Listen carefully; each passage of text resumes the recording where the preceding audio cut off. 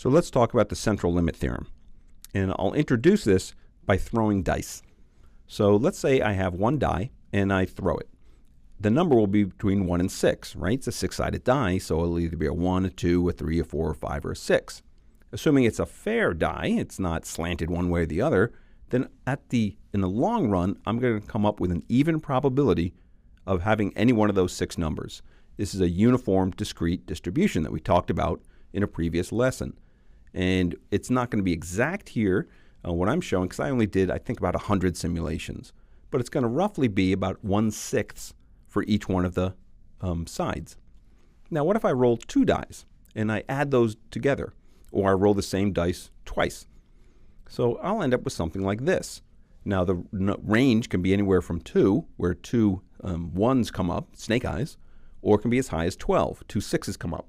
But more common will be something in the middle, and it's usually right around 6, because that can be reached many different ways, a 1 and a 5, a 2 and a 4, 2 3s. So you see there's more ways that I can reach that. What if I roll 3 dice and do the same thing and sum them up? Or if I roll 4 dice, or 5 dice, or 6 dice? What happens? Well, as I do this more often, as my n, my sample size, gets bigger, then what happens? What looked like a normal distribution to start with is now starting to look rather normal, right? This should look somewhat familiar to you. I didn't go high enough here. I'd have some more observations over here. If I roll it 6 times, it could be as high as 36, but you get a sense of it. I get a central tendency, and it's symmetric around the mean. It starts approaching a normal distribution. So why is that amazing? Well, remember, the underlying distribution of a die is uniform. But if I do it enough times and sum them together, it starts becoming normalish. This is amazing, since the underlying distribution is not normal.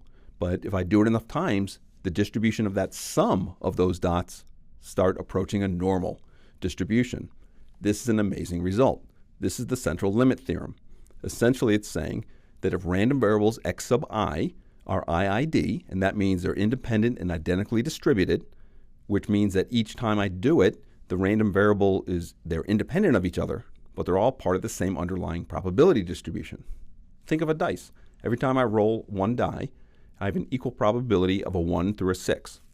If I roll another die, that has no influence on the roll of a different die, so they're independent, but they'll all have the same probability. They're IID, independent, but identically distributed.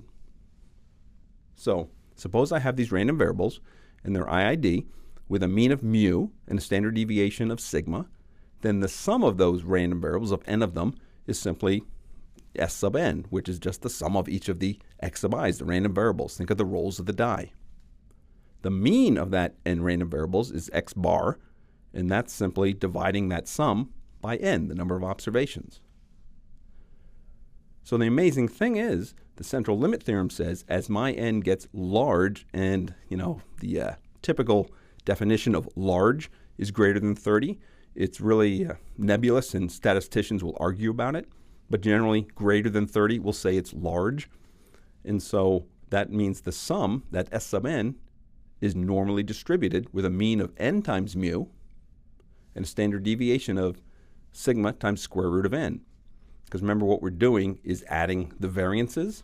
And so the standard deviation would simply be the standard deviation times the square root of n. And x bar, that's the mean of that random variable, is normally distributed as well, with a mean of mu and a standard deviation of sigma divided by square root of n, which is simply this term divided by n, right? So this is the amazing result. And why is this important? Because it doesn't matter what the underlying distribution of that random variable x is. It could be uniform, like what we had with the die. If I do it enough times, the sum starts mimicking a normal distribution. We're going to use this a lot going forward. We're going to rely on the central limit theorem to form confidence intervals and to conduct tests. And this is why we use normal so often in practice. All right, so let's get started. Because it's so important, let's review and make sure we understand how to use the normal distribution. That's what we'll do in the next segments.